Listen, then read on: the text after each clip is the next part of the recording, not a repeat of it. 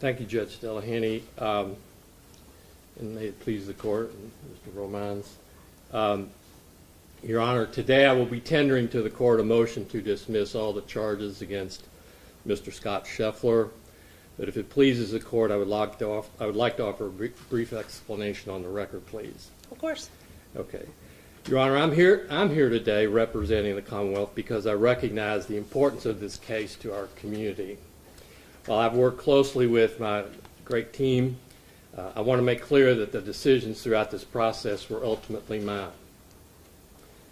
The events that led us here today began with a tragedy, and as most people know, of course, just after 5 a.m. on May 17th in a steady rainstorm, Mr. John Mills was struck and killed by a shuttle bus out at the location where these matters took place. I have a copy of Mr. Mills' obituary and a very good photo of him that matches what is said in the obituary from his family and others that pay tribute to him. Mr. Mills leaves behind a wife, 4 children, a team of grandchildren, and my hope is that there will be more attention soon paid to Mr. Mills and his well-lived life. Mr. Mills' family has designated the Bluegrass Center for Autism for anyone wanting to make a donation in his memory. The death of John Mills is not a part of this case before you, as you know, Your Honor, but this terrible incident set in motion a confusing and chaotic scene at Gate 1 of the Valhalla Golf Course.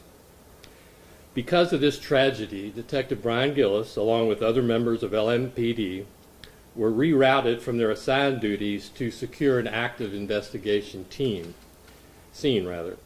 A significant amount of traffic had already built up when Detective Gillis arrived and began coordinating the authorized flow of traffic into Gate 1.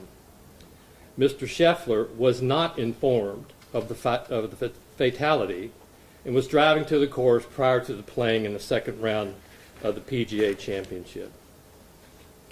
Prior to Mr. Scheffler's arrival, several authorized PGA vehicles were properly allowed to enter Valhalla through Gate 1.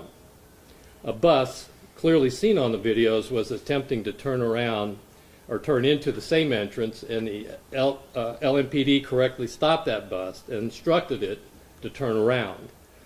Detective Gillis stopped vehicles entering Valhalla while the bus attempted to complete this maneuver.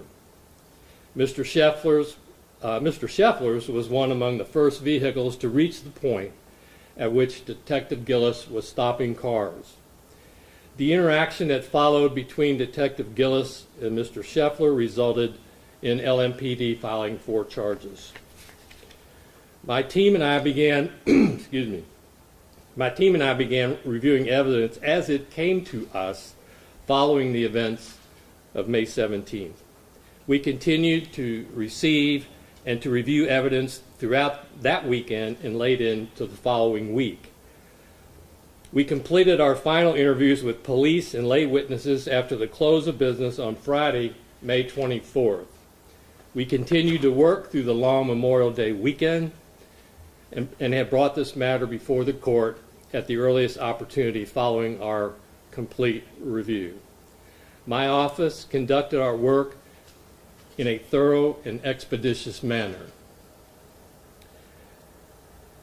As a backdrop to what the work that our office does, what every prosecutor's office has to do when reviewing matters, are the Kentucky Rules of Professional Conduct, which obviously are the rules of, quote, ethics the Supreme Court has adopted with respect to guidelines, etc., and prohibitions on things for lawyers as they practice.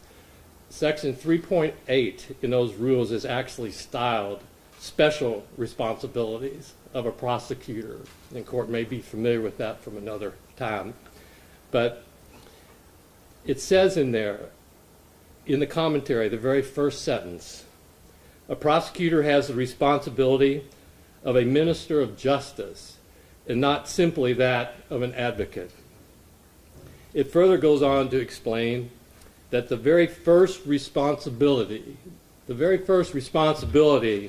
of a prosecutor under Rules 3.8 of the Kentucky Supreme Court rules requires that prosecutors, and I quote, refrain from prosecuting a charge that the prosecutor knows is not supported by probable cause. Therefore, based upon the totality of the evidence, my office cannot move forward in the prosecution of the charges filed against Mr. Scheffler. Mr. Scheffler's characterization that this was, quote, a big misunderstanding, close quote, is corroborated by the evidence. The evidence we reviewed supports the conclusion that Detective Gillis was concerned for public safety at the scene when he initiated contact with Mr. Scheffler. However, Mr. Scheffler's actions and the evidence surrounding their exchange during this misunderstanding do not satisfy the elements of any criminal offenses. For these reasons, Judge, I now tender to the court a motion in order to dismiss all these charges in this case against Mr. Scheffler with prejudice. Thank you, Your Honor. Thank you, Mr. O'Connell. Mr. Romines? Judge, it's taken me a long time to understand that when I'm winning, don't talk. So I have nothing to say, Your Honor. We accept it. We have no objection to the county's motion. Fantastic. So ordered. So at this date, I will dismiss the matter, and it will be ripe for expungement within 60 days. Thank you, Your Honor. Thank you very much. My big excuse, Your Honor. Yes. Thank you. Thank you, everyone. Excuse like he's accused. Yes, of course. Thank you, everyone. Thank you.